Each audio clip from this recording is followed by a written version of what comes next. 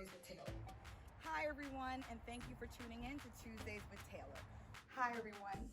On today's segment of Tuesdays with Taylor. Hi everyone. Thanks for tuning in to Tuesdays with Taylor. Taylor, darling.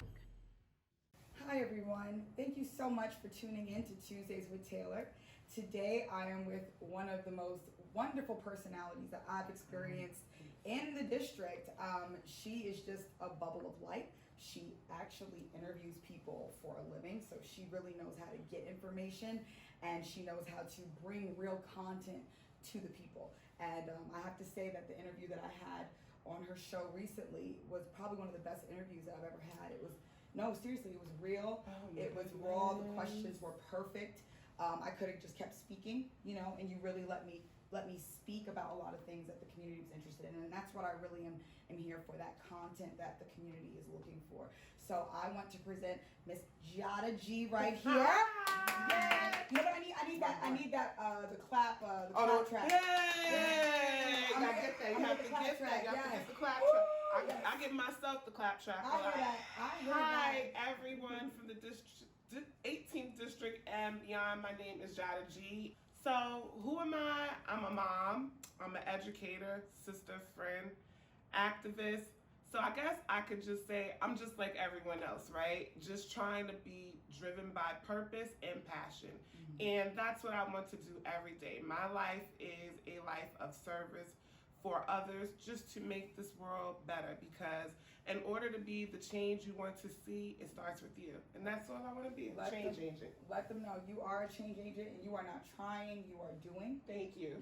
So I wish you were just like everyone else. I wish everyone else was just like you. Let's say that. I think there are. Yeah. I think right now in the climate that we are living by that quote where it says, I might paraphrase a little bit, like everyone can be great at doing something. They can. And I believe that right now there are just many people who are finding what is their part to bring to the greater whole. And I think once we do that in mankind, we could do so much more. We sure could, because everyone's moving, and it's a movement. It becomes a movement when everyone is taking their place in our progress. You know what I mean? And I don't feel like everyone is 100% motivated just yet, but you're right, people are more motivated because it doesn't have to be anything grand. It doesn't. But we all really need to be doing something. Well, what I like about people like you and your team is what you're doing is you're making it inclusive. Yeah. This day and age, politics is so different from the politics of the generations of the past. We are moving away from a place where it is the big government officials and the little people. Because here's the thing, for the people, by the people. Yeah. And so in order to get something done, you got to include the people. And I appreciate people like you who say, listen, what can I do? What do you want me to do? And what can we do together? And that's really what it is. And that's why I said that big government, little people thing, it's a setup for failure to me. Because here you go, like you're untouchable. How are you helping the people? One, and I don't want that responsibility to solve all the world's problems on my shoulders, because there's that expectation. So I have to be on the ground to make sure that we all know that we're doing this together. Because I cannot, myself and my team, as great as we are, we cannot be successful without the whole community buying in. Now, Jada, I couldn't have said it better than you said it about this whole movement and where people are right now. And you are a longtime Hempstead resident, right? Yeah. Tell me about the Hempstead of yesteryears. What was Hempstead like for you? Hempstead to me, when I think of, as you say, the yesteryears, almost like the wonder years, remember that? Yeah. Hempstead growing up to me, if I had to describe it in 3 words, was community. I can remember every year the big highlight of the social calendar was Hempstead's homecoming and how we had such a wonderful parade. The parade used to start at Town Hall and it would go all the way down Hempstead Turnpike, and we had other schools and we had horses, because I can remember stepping over manure. It was big and it was what you lived for. The whole community came out, they flooded, they stood on the streets all the way down until you got.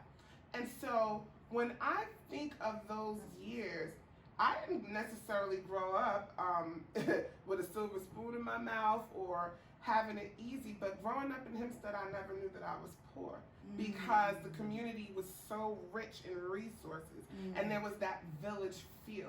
It wasn't like, oh, well, I have and you don't. It was like, we're all one. Yeah.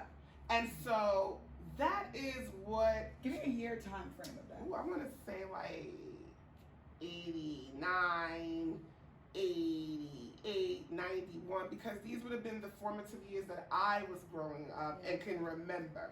And you have to remember, if I'm thinking it's nostalgic, I want us to remember, because I'm an 80s baby. Yes. You're 80s babies too? Okay, 80s babies.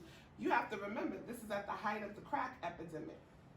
Oh, yes. This is at the height of crack.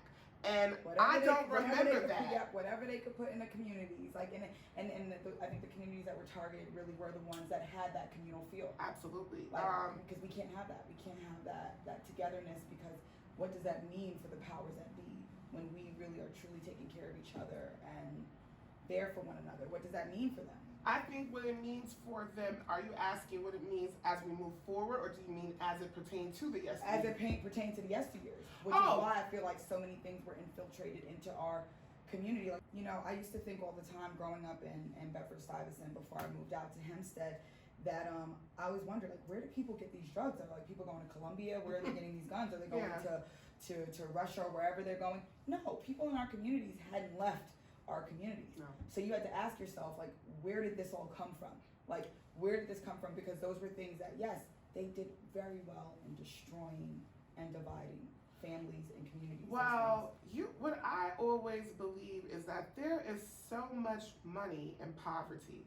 Oh, okay? Poverty pays. Poverty definitely pays. And one of the things that I feel, because this was my second word, was unity.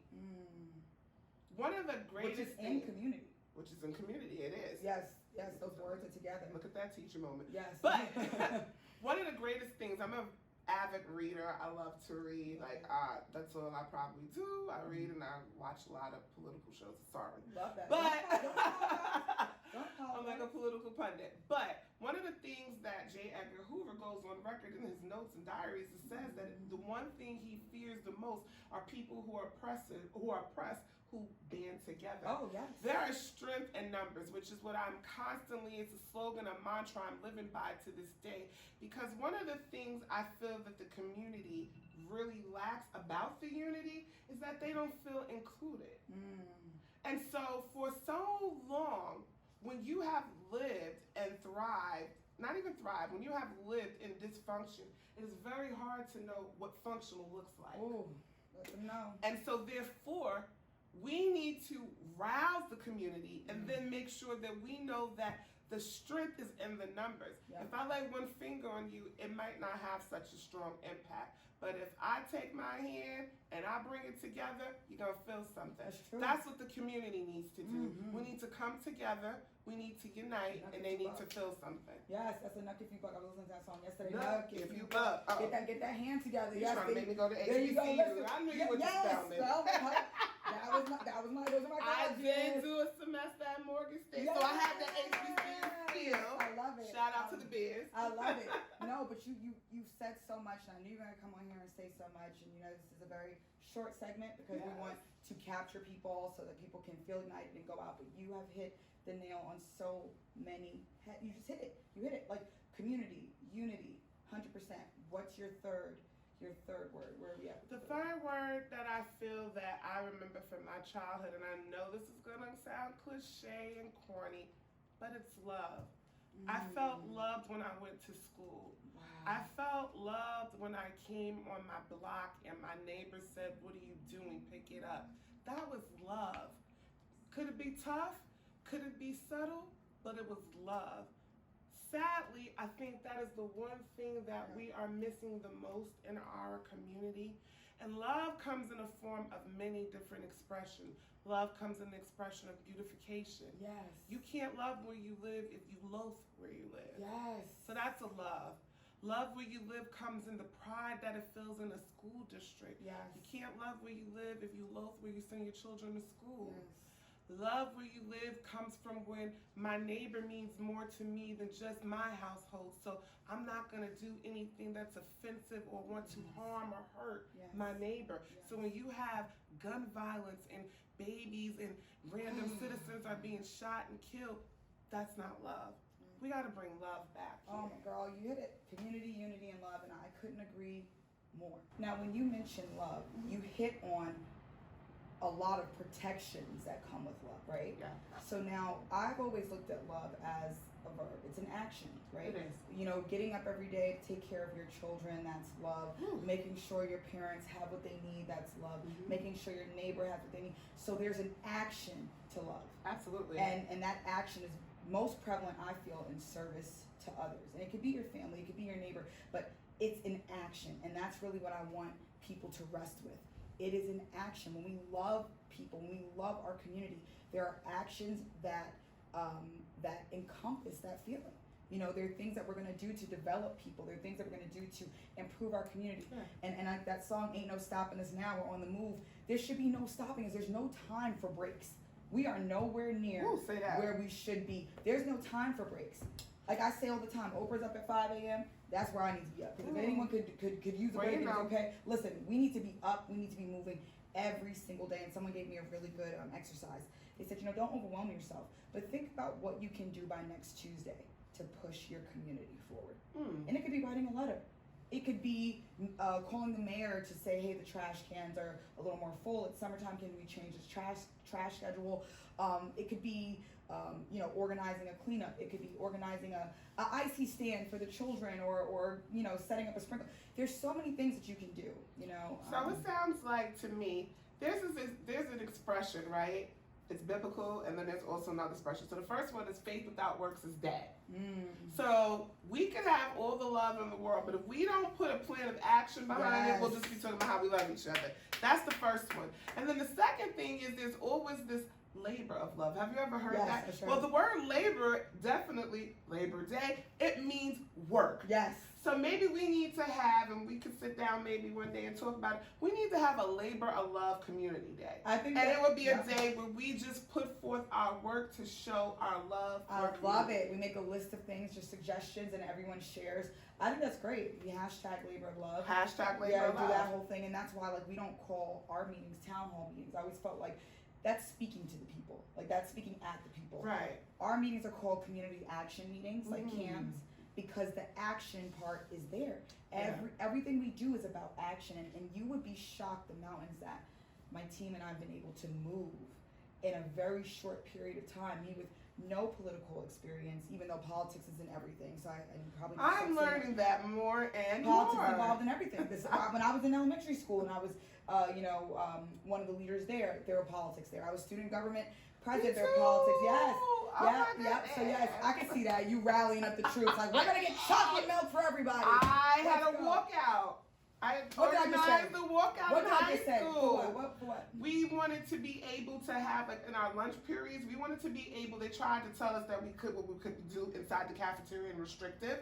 So I was like, okay, we're going to walk out. And they was like, walk out? I was like, listen, we walk out anyway. We're going to walk out, and they're going to notice what we did. Yes. And they ended up giving us a little bit of policies. They did give us leeway. Shout out to Mr. Strong. They did. Because you said it. There's power in numbers. There's powers in numbers. I didn't even know what that. We mobilize, we engage, but it's in you, it's in your spirit. And like you said, there's something in each and every one of us. God has each and every one of us on this earth for a purpose.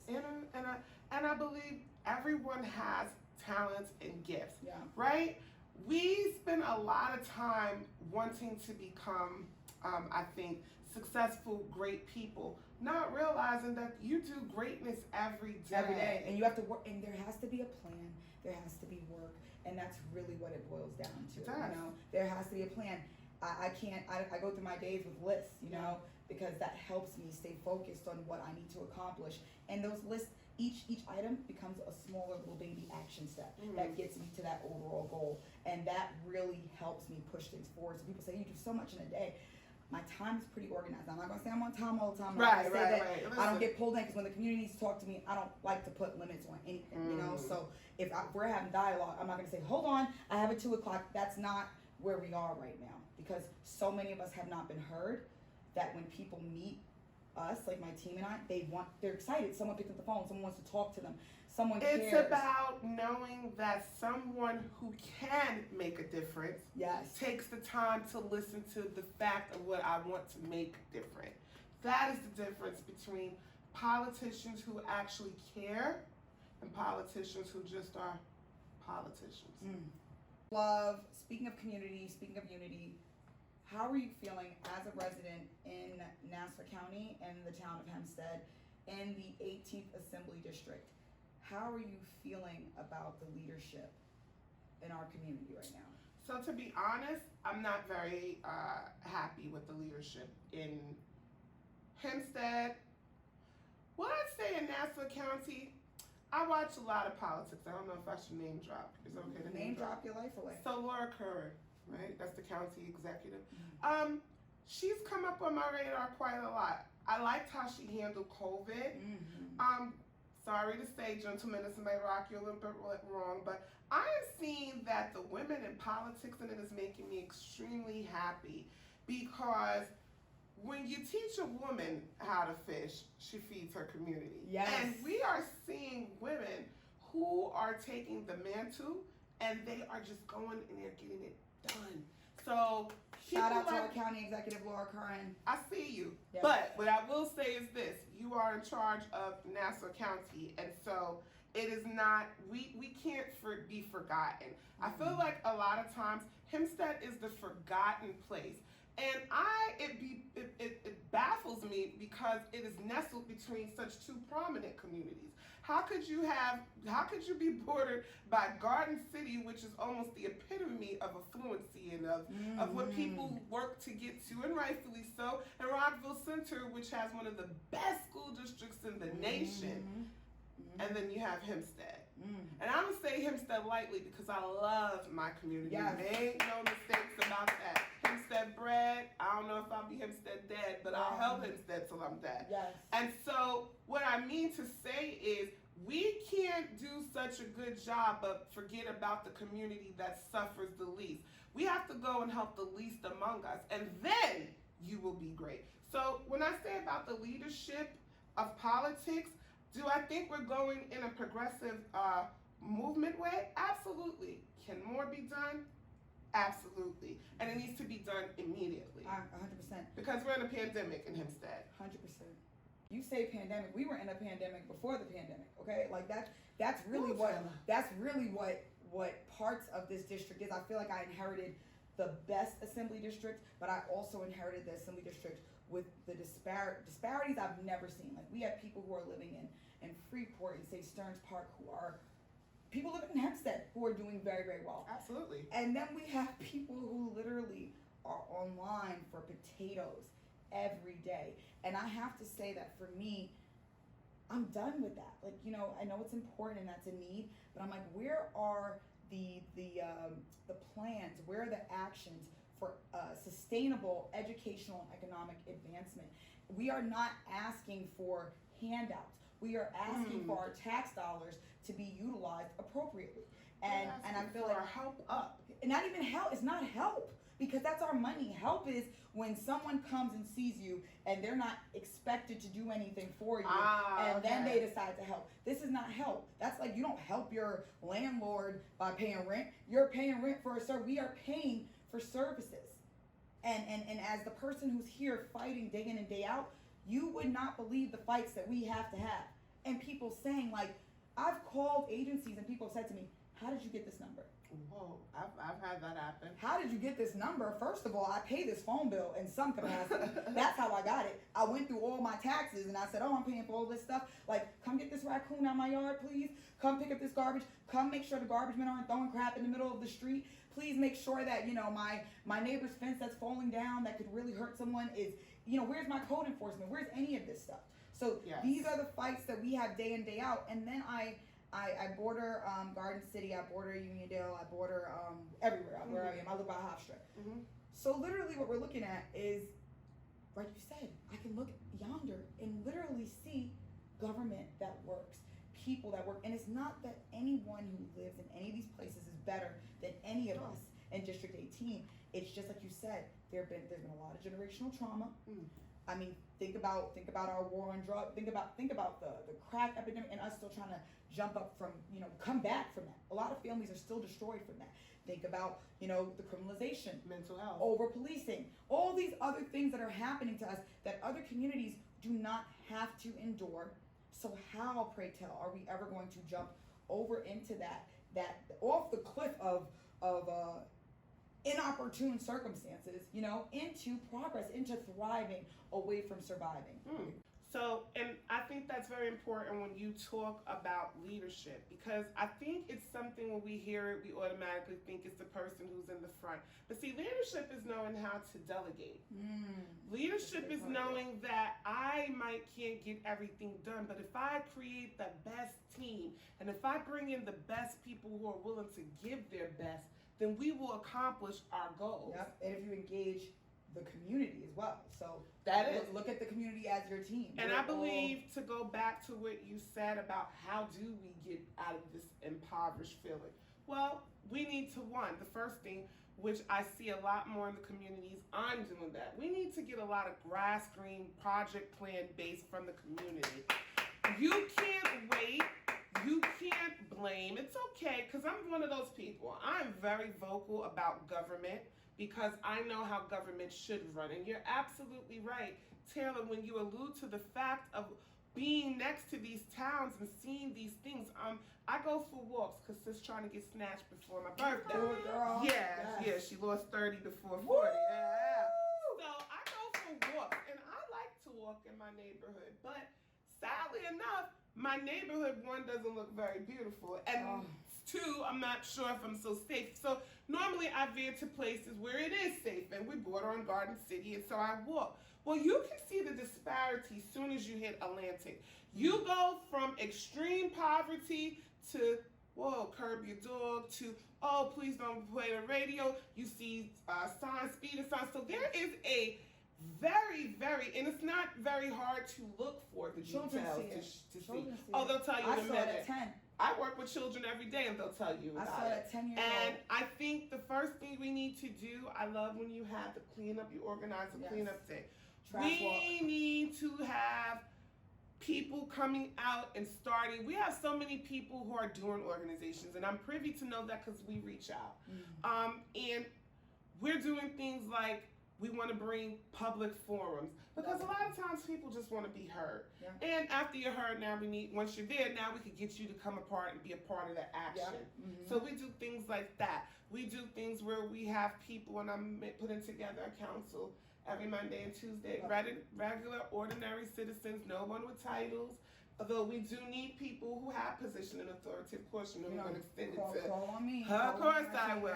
But we want to be able to take back our community and change it from within. Yes, enhance from within. We can point and lay blame all day, but at what point do we start picking up? Yes, the healing is in us. The trauma. And someone taught me that in Hempstead. I was at an event, and I said there's so much generational trauma, and I see it in the different families, and some of us are able to rise up and beyond, but it's these one-offs or in spite of a lot of times, right? So I said, where do we go? What do we do? How do we deal with this? If this is ingrained in us, it hasn't really been acknowledged in this country. We are still just dealing with the ramifications of this system that's been built to keep us oppressed, right? And he said, well, if the trauma is there, the healing lies within us as well. And him saying that literally said, boop, you're on the right track, bring this community in.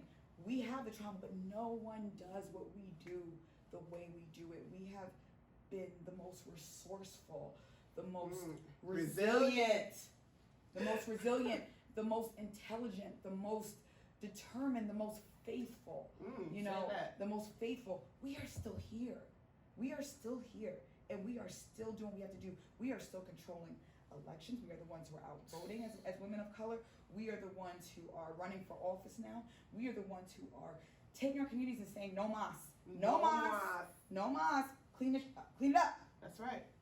So, in my journey to leadership, which, I became a leader very, very early on. My parents identified that in me, and they developed that which is awesome. Yes, so we have the lights, right? Yes. But it's great when we have parents and people around us who will mold develop us and push us. exactly. Yeah. And I just want to share with our community 3 things that have really helped with my confidence and the way I approach, getting things done.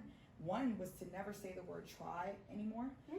Try is one of those words that can really kind of, diminish confidence. Where are you doing it? Or are you trying to? And I say we don't try, so we don't use the word try in our family and our team. We don't really use the word try. It's just do it. And the lady who taught me that in Orlando, she said that with the Boy Scout Code of Honor, it's on my honor, I will serve God in my country. And I think the Girl Scout one is on my honor, I will try to serve God in my country.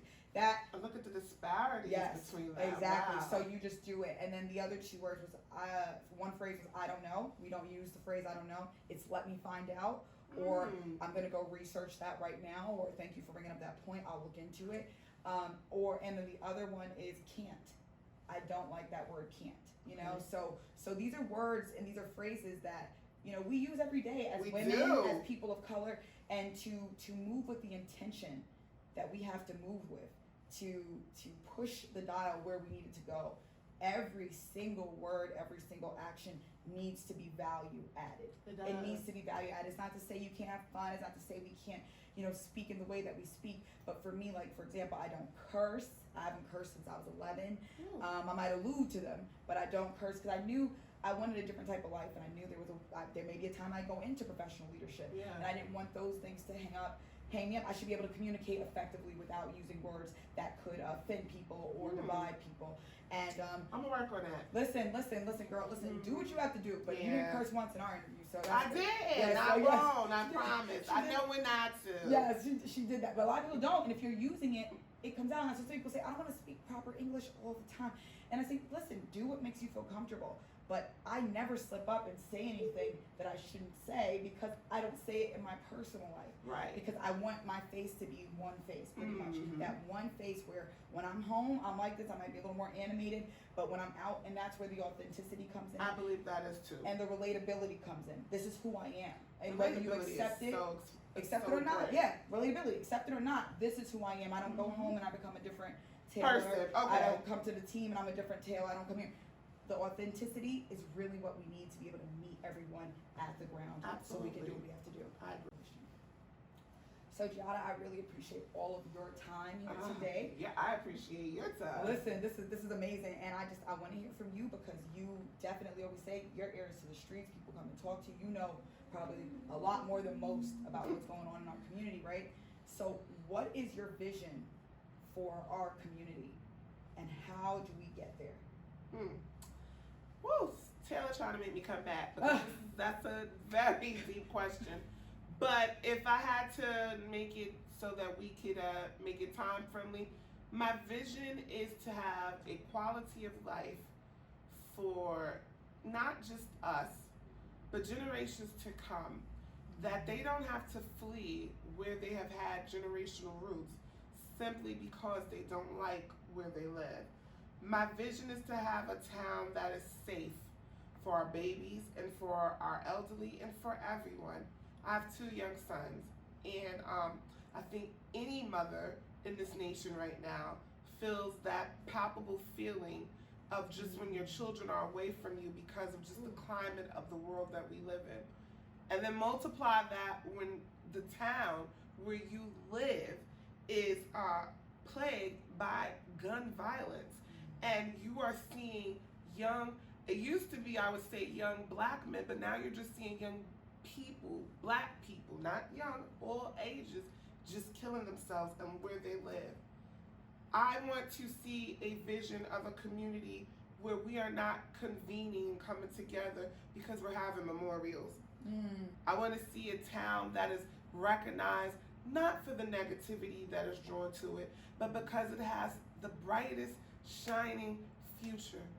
There is positivity in Hempstead. There are professionals in Hempstead. We are working every day. But when the narrative is told to the people, you don't get to see for yourself the excellence. When you talk about excellence in the 18, we are the 18. There is excellence in Hempstead. But no longer can we be the forgotten town. No longer can we be the town that is the butt of the jokes and the talk of the tabloids. We need the assistance of people like Taylor and many others, our Congress, our representatives, our mayors, our trustees. It's gonna be an all hands on deck fight. But see, that's the thing about a fight. There's not necessarily a loser and a winner all the time. There's so much to be gained from this fight. But the question becomes, how bad do you want to win it? How bad do you want to fix your town? Let's stop getting off social media and venting and start putting that venting to use. Stop writing posts and start writing letters. Yes. Start holding officials to their duties. No, we're not pointing fingers. It's called doing your job. There are job descriptions everywhere you go. Yep. If you work at McDonald's, you better know how to flip the fries on the right temperature so that you don't burn them, because it's in your job description. It's in your job description for elected officials to do the work for the people. That's their job. It's your job to make sure that you get the best out of those people. So when you see people and you see us fighting, say to yourself, what can I do? What part can I give to make the whole better? And that's how we heal Hempstead. That's how the vision is made. That's how we get there. With people, with community, with love. And I'm ready to love and work. Yes, get that action going. That was beautiful. Okay, Jada. So something we just started with our last segment with Mayor Hall is either or. So this is just something to get people to, just get to know you better, right? I love a good game, girl. Okay, so we're going to go ahead. We're going to start with tea or coffee? Tea. Really tea? Do you have a favorite tea? Preferably hot. Preferably. Are you talking about sip tea? Yes, no, but I'm a tea girl. I'm absolutely a tea girl. I love chamomile tea, mint tea, and lemon. Lemon's best. I'm definitely a tea girl. So Pepsi or Coke? Ooh, Pepsi. Nice. Beach or river? Beach. Beach, okay. Where? I like any beach where I'm like a real waves person. I'm Aquarius, so I love. You just said affectionately jumping in. Yeah, like I have this thing, and my fiance, we actually went to the we traveled this year. We went to the beach, and I was walking out into the wave. He was like, "All right, now, mermaid, come on back." I was like, "All right, you're right." I'm Poseidon. Yes. So I'm a beach. I got that. This is like before the riptide pulls you in. Stop it. Live your life and be free. Yes, okay, I will be a mermaid for sure. Okay, dancing or singing? And I have to pick one. I cannot pick both. Yes. Okay, this is so hard because I'm an artist with artist background. But I'm gonna go with singing. If I could not sing in life, I would just probably wither and die. So singing, yeah. I love that. Yeah. When do you sing? Every day. She's like, sing right now. Yeah. Listen, I will give you a whole concert. I love that. You should do a whole episode for your show singing the whole time. Oh gosh, like they would love it. Hamilton. So, okay, let's see. We'll do two more. Fiction or nonfiction? Ooh, that was dirty. Because I told you I'm an avid reader. Yes. That was dirty. Yes. And I can only pick one. Yes. I'm gonna go with fiction, and I'm gonna tell you why. I'm an avid Harry Potter fan. I could probably teach a whole Harry Potter course. Love it. And my childhood favorite book is The Lion, the Witch, and the Wardrobe, which is The Chronicles of Narnia by C.L.S. Lewis. I think that's Melissa's favorite book too. And so I'm a person, and I live in my head. Like I write, and so me not having fiction would just not be right. And I feel like if I could actually watch a documentary to get the nonfiction part. So yeah, fiction. Love that. Okay, so last question, or last either or. Are you a morning lark or a night owl? I'm certainly a night owl, okay? You can catch me at all times of the night. I feel like I'm most creative at night. It is very hard for me to sleep because I have 1,000 thoughts and ideas running in my head at all times. So I write a lot at night and I watch a lot at night. Oh, it's been so good just speaking to you and getting to know you This and meeting you. It's awesome. our first time meeting in person. Yes, so it is. I'm really, You are everything in person that you were on camera. Listen. I did not come through with the traditional dress because I really should have. I know we were doing Africa today. Sis, I didn't know I'm part Nigerian. I had that head wrapped up. Yep, and then something with a fishtail. Well, you know what? Next time we're gonna plan this out. Yes. We're gonna bring the outfits. Right. Bring the outfits. But together. this was awesome because I was one of those people who, when you were running, I looked at it, and I think you and I we spoke about that, and I just looked at all the things, and I said, give her a chance. Not to take away from anything or anyone or discredit what many of our political giants have done in the past generations. But moving forward, I just think that we need people in office who are, one, committed to doing the job, two, who are capable, because that's a really big thing. Because there are a lot of people who are elected who ain't capable another time. And three, people who want to bring excellence to service. Because sometimes we do things, but we do it. Yeah. And to me, I don't want to do anything mediocre. I don't want mediocre. I don't like my medium well. I don't like nothing with medium. I can't fit a medium. Yeah. I don't want nothing with anything. Yes. So yes.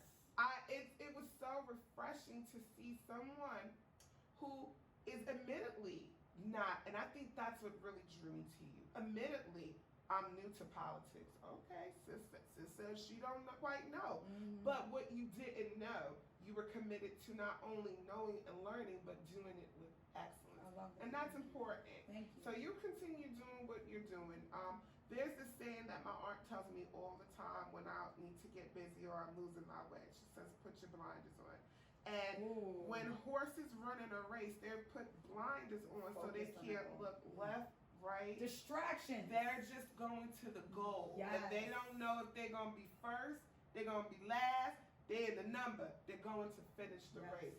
And someone needs to know that out there. It's not always about finishing first. It's not always about winning. It's about, did you complete with the purpose and assignment you were given? Yeah. Did you give it your absolute best? Because let me tell you, and I'm glad you brought up distractions before we close. Distractions are real. And they will throw them in our community like nothing. It's like, okay, let's put a new sneaker out. Let's, put out a new song and dance. And while we're dancing and singing and sneaker buying and doing other things that are distracting, and it's not to say that there's not growth or progress or opportunity in any of those things, because nobody does those things like we do. We set style trends. We set music trends. We are the culture. We are the culture, but so many people make money and profit off of our culture while we're distracted, just pretty much giving people things for free. So I say with those distractions, we need to be very mindful of the timing of things. And you watch a lot of political shows, so you know what it is. Right around the time things are supposed to be done, people are supposed to be paying attention, things will happen. You'll see it. It's all like on a timetable to distract us. So it'll pull people's attention away. It'll pull people's attention here. And like I said, this pandemic has been dreadful. But I said, we've been in a pandemic since what? I don't know, 450 years ago? Like our world has been rocked and destroyed for over 450 years. I will say this in closing. There is a wave right now, and rightfully so. I don't know if you feel it. I feel it. Most people do. There's a pulsation, and there's this feeling of anticipation, of expectation. Momentum. And that is not by happenstance. However, the word with momentum, the key word or root word of momentum is moment. Don't let this moment pass you by. Don't let this moment pass us by. We must be vigilant. We must be unified. Yes. And we must be intelligent. Yes. And no longer can we just sit and leave things to people and say, oh, I'll go vote for who I like, or I'll vote for who's up. No, do your work. Do your due diligence. Yes. We no longer can we allow people to just come in and just do what they want. We have to make sure that we are making sure that our best interests are at heart. If we want Black lives to matter, we have to improve the quality of Black lives. Preach. Exactly, because you can't have someone come into your home and it seems like you don't care about it, and then expect them to to care or respect it. You know, respect the home. So that's really what it really boils down to. And I couldn't have said it better.